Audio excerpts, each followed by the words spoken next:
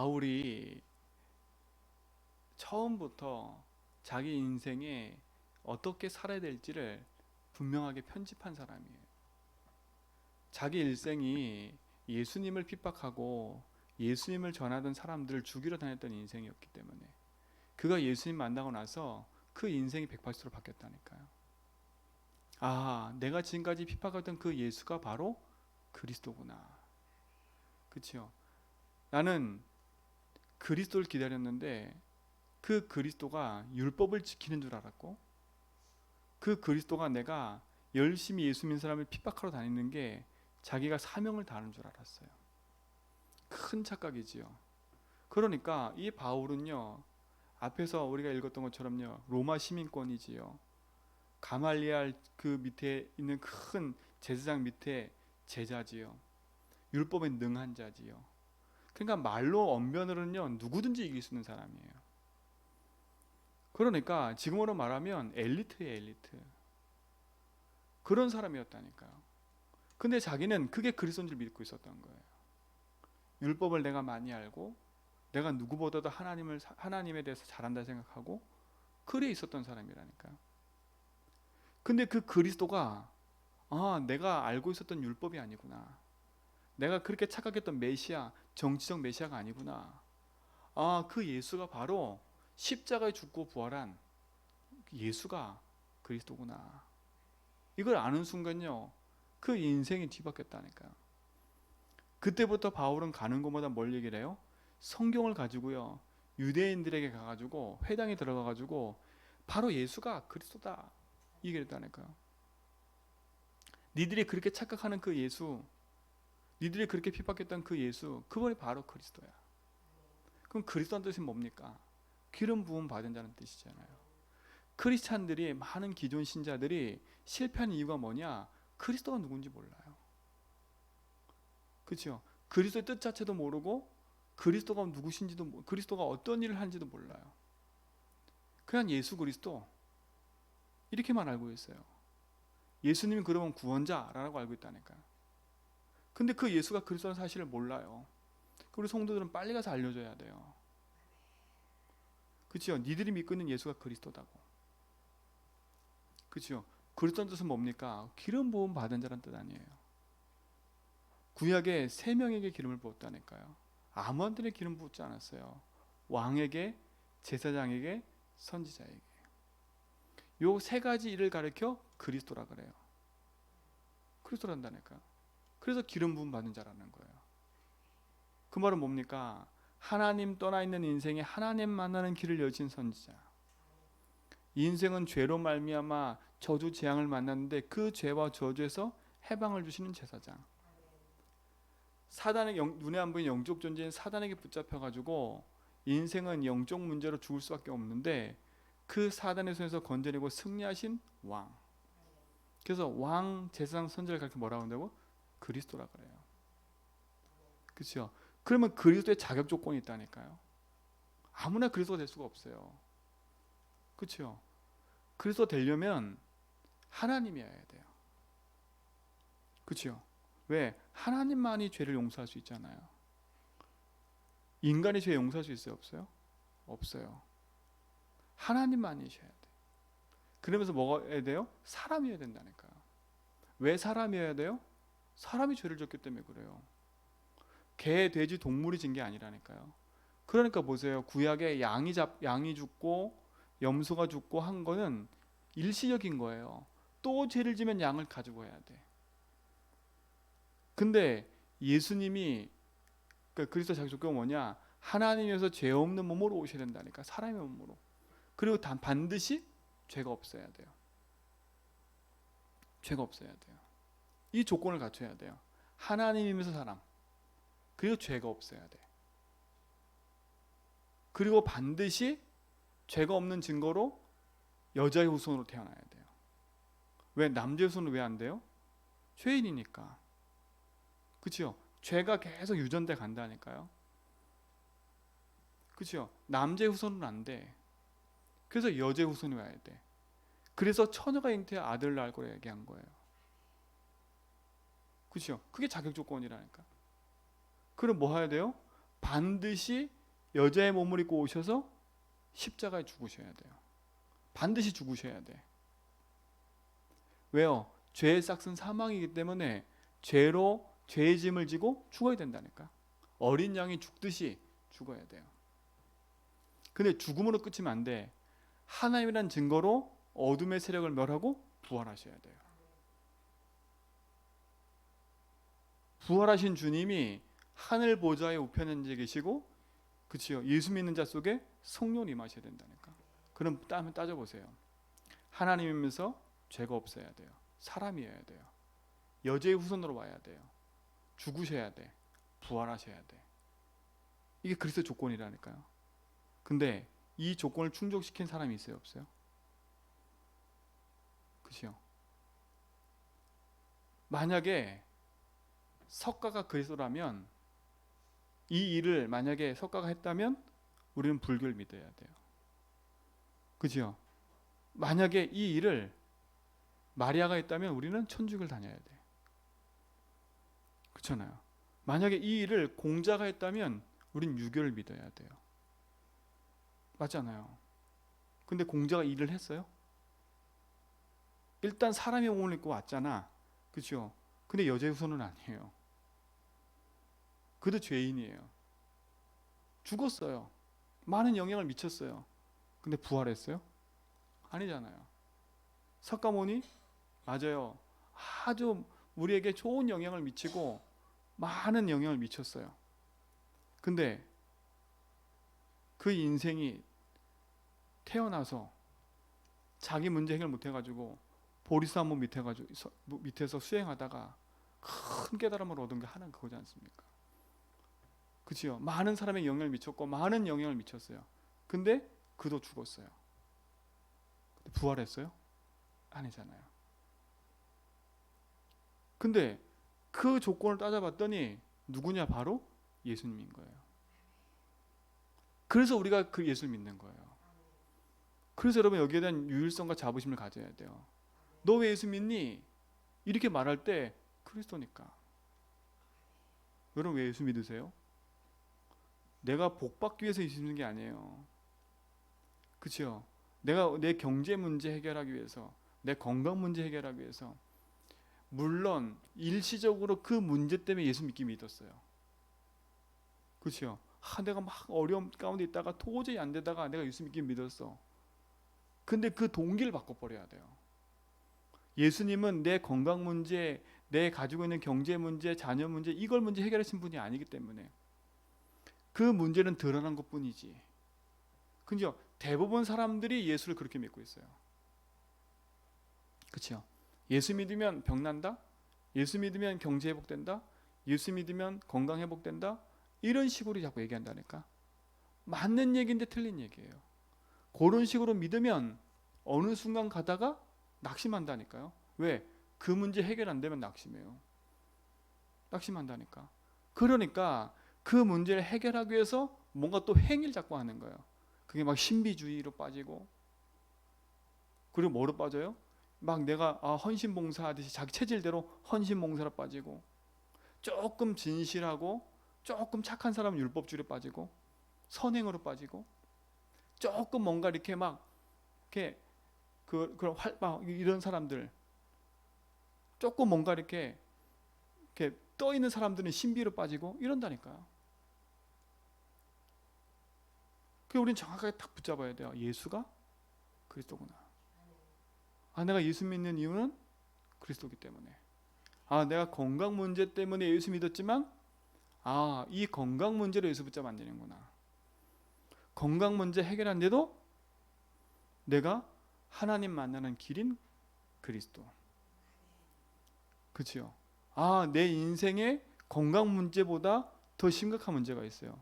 그게 하나님 떠난 죄예요. 그렇죠? 그 죄로 말미암아 저주재앙이 찾아왔고, 그로 말미암아 내 개인의 문제가 찾아온 거 아닙니까? 그 죄 문제 해결돼야 돼요.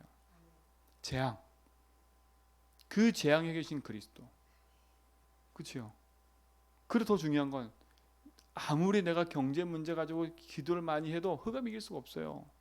흑암 이기신 그리스도 붙잡아야지. 그렇죠? 그 그리스도 누구라고요? 예수. 그래서 우리 예수 믿는 거예요. 여러분 정확히 하셔야 돼. 정확히 하셔야 돼.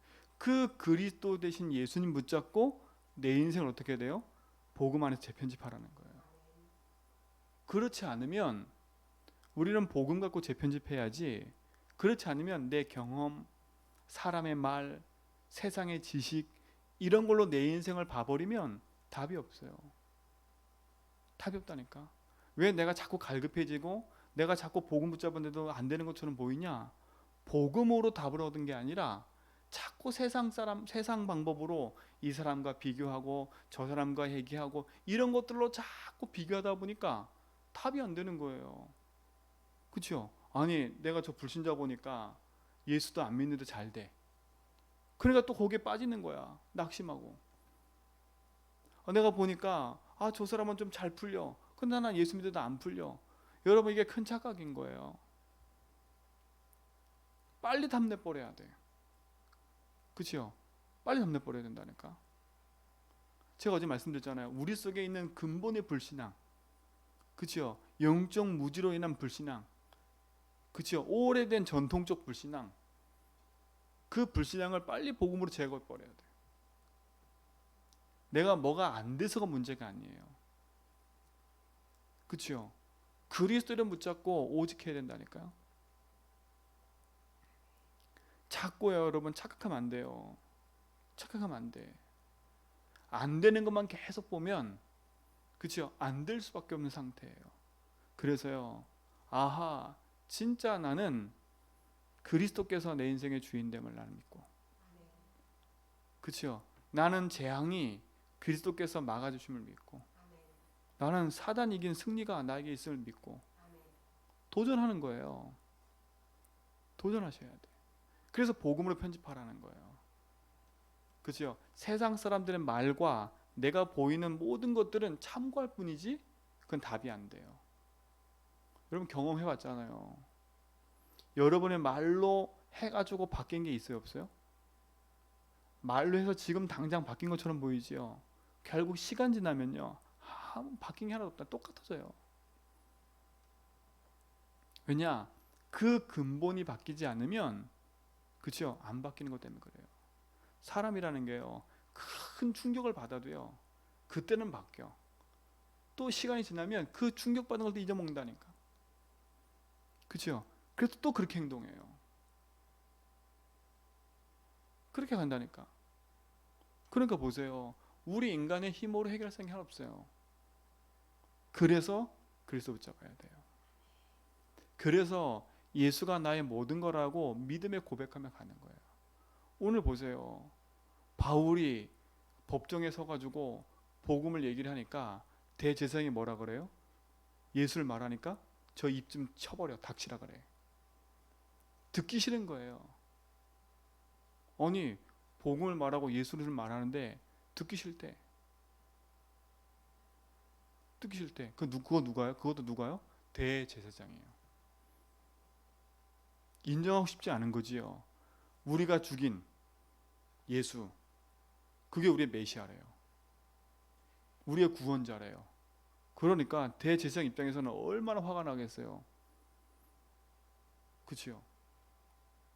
그게 설령 맞다 하더라도 자기 입장에서 저게 아닌데. 그러니까 보세요. 자기 자리 자기 위치 차지하려고요, 안 믿는 거. 안 믿어. 그러니까 거기에 모인 사람들이 바리새인과 서기관들 보세요. 둘 다 이론이 틀리다니까. 바리새인은 천사가 있고 영도 있고 이렇게 다 믿어요. 근데 사두개는 안 믿는다. 그거 영을 안 믿어. 천사도 안 믿어. 근데 둘이요, 요 두 집단이 바울을 핍박하는데 딱 하나가 돼버려. 희한하죠. 서로 다른 사람들인데 하나의 목적으로 모여버려. 바울이 요거를 알고 교묘하게 던지잖아요. 그러니까 서로 분란 일어나가지고 찢어지잖아요. 근데요, 그 뒤에 어떤 일이 벌어지냐? 바울을 죽이겠다고 일어난 사람이 400명이에요. 몇 명이에요? 40명. 내가 바울을 죽이기까지는 내가 밥도 안 먹겠다. 이런 사람이 일어났다니까. 그 뒤에 보면요. 그게 되게 열심인 것처럼 보이지요. 근데 그 전에 하나님이 밤에 뭐라 얘기해요? 바울이 사도행전 19장 21절 얘기했다니까요. 로마에서 그러니까 에베소에서 큰 응답을 누리고 나서 우리 같으면 야, 이제 대단한 역사가 일어났어.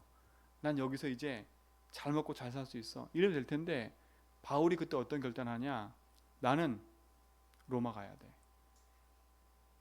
그렇죠? 그 바울이 붙잡았던 언약을 지금 예수님 얘기하는 거, 하나님 얘기하는 거예요. 담대해라. 그게 11절이에요. 내가 예루살렘에서 나의 일을 증언한 것 같이 로마에서도 뭐라고요? 증언하여야 하리라. 예루살렘 어떤 증언했어요? 바울이 전도 여행을 끝나고 나서 예루살렘 와서 내가 믿고 내가 복음을 전했더니 야 이런 일이 일어났다. 그 예수가 바로 그리스도다. 이걸 증언했다니까요. 예루살렘에서. 그렇게 증언한 것처럼 어디까지 간다고요? 그 당시 로마는 땅끝이에요. 예수님 지금 그 얘기를 하는 겁니까? 내가 네를 택한 이유는 이방인과 임금들에게 복음 전하기 위해서. 자, 바울이 붙잡은 언약을, 비전을 하나님이 얘기한다니까요. 담대해. 너는 그 일을 할 거야. 보세요. 하나님은 그때 당시에 잘 나가는 대제사장을 쓴 게 아니에요. 그때 엄청난 팔을 잃은 바리새파를 쓴 게 아니에요. 그렇죠? 엄청난 힘을 가진 사두개인을 쓴 게 아니에요. 누굴 썼어요? 언약 붙잡고 하나님 주신 비전을 딱 가지고 하나님 주신 언약의 여정 속에 있는 바울을 쓰신 거예요. 바울은 뭐를 알았어요? 키를 알았어요. 저 인생들이 키를 잃고 방황하고 있구나. 저 이방인들이 키를 잃었구나. 키를 잃어서 지금 우상 숭배하고 있구나. 죄가 뭔지도 모르고 재앙 만나서 고통당하고 있는데 지금 그걸 모르고 있구나. 재앙 만나서 저주, 재앙, 고통 속에 있는데 길을 못 찾으니까 또 우상 숭배하는 거예요. 지금 우리 삶과 똑같아요. 지금도 현장의 사람들이요. 재앙 만나니까 나한테 왜 이런 시련이 오고 이런 힘든 게 와. 그러니까 또 다시 찾는 게 뭐예요? 점집 가서 점치고 이러는 거예요. 그게 길을 잃은 증거 아닙니까? 완전 사단에 붙잡힌 거 아닙니까? 지금 세상이 그러고 있어요. 세상이 길을 잃고 있어요. 이게 계속 반복되는 거예요. 사단한테 영적 문제로 시달리니까 재앙 만난 것처럼 길을 잃어버리니까 우상 숭배하고 현장이에요. 현장.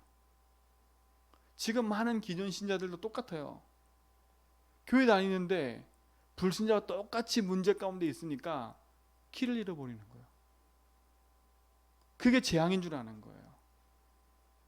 그리스도를 만나야 되는데 그리스도가 예수인데 그게 명확하지 않으니까 또 방황하는 거예요.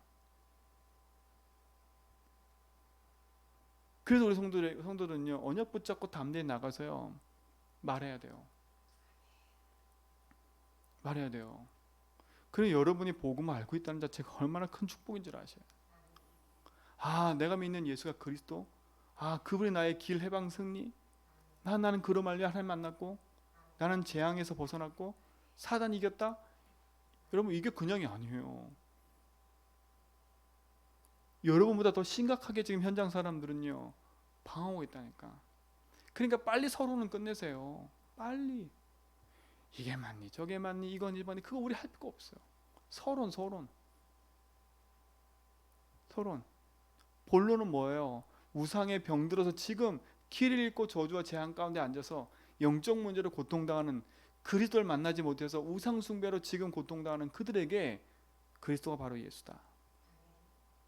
이걸 말하는 증인의 삶을 살아야 돼. 그렇죠? 어떻게 하면 꼬투리 잡을까? 어떻게 하면 이렇게 할까? 그런 생각 말고요. 어떻게 하면 복음 전할까? 그렇죠? 어떻게 하면 사람 살릴까? 여러분 기도 제목을 빨리 바꾸세요. 빨리 바꿔요. 여러분 눈과 생각을 빨리 바꾸라니까. 빨리 눈을 뜨고요. 교회 앞만 바라보지 말고 옆에 사람만 바라보지 말고요. 저 현장에 죽어가는 사람 빨리 바라보고 기도해야 돼. 그치요? 예루살렘을 떠나서 로마까지 가야 돼요. 지금 제주한빛교회 잠깐 동안 우리에게 지금 복음 알게 하시는 건, 그치요? 우리 상태만 머물러 있으면 안 돼요. 우리끼리 이게 맞니 저게 맞니 이게 맞니, 그거 빨리 35번 버려야 돼. 저 70만 아직 복음 듣지 못한 저 구석에 많은 영혼들 죽어가고 있어요. 그들에게 우리의 눈을 돌려야지. 그치요? 그들 살리도록 우리 기도해야지. 그거 상관없이 맨날 우리끼리 여기서 맞네 저게 맞네, 이거는 이제 서론이야. 바울이 지금 그걸 알잖아요. 서론 빨리 끝내고요. 예루살렘 교회는 맨날 그것과 싸웠어요. 자리 싸움. 그치요? 자리 싸움 했다니까요. 네가 권사고 네가 집사하고 네가 뭐하고, 그 싸움 했어요. 그 싸움. 우리 자리 싸움 빨리 없애야 돼요. 난 자리 싸움 안 해요. 그게 자리 싸움이에요. 나를 안 알아줘? 그치요? 내 위치가 어딘데? 이게 자리 싸움이라니까요. 말 안 하지만 그거 빨리 벗어니. 그게 초대교회 했었던 일들이에요. 지금 한국교회도 그 일을 하고 있다니까. 장로가, 권사가, 내가 장로가 되면, 내가 권사가 되면, 여러분 장로가 권사가 돼서 영적 신앙생활 잘하는 게 아니라니까. 아니라니까요. 제가 보니까요, 평신도 때 그렇게 헌신 열심히 봉사하던 사람이 장로 딱 되니까요, 뭐가 계급장 하나 단 것처럼요, 교회 어른 노릇할 날에 어른 노릇. 그때부터 꼬투리 잡기 시작해. 제가 봤다니까요. 그렇게 평신도 때 하나님 앞에 헌신 봉사하고 그러던 분이요, 딱 달자마자부터 색깔이 바뀌어. 내가 교회를 돌아봐야 돼. 내가 교회를 낱낱이 알아야 돼. 막 정의롭지요. 그러니까 사람들이 다 이상하게 생각하는 거. 왜 순수했던 사람이 왜 저러냐? 아니 원래 그게 있다가 그게 드러난 것뿐이에요. 그러니까 보세요. 거기에 계속 머물러 있다니까. 우리 인생은요.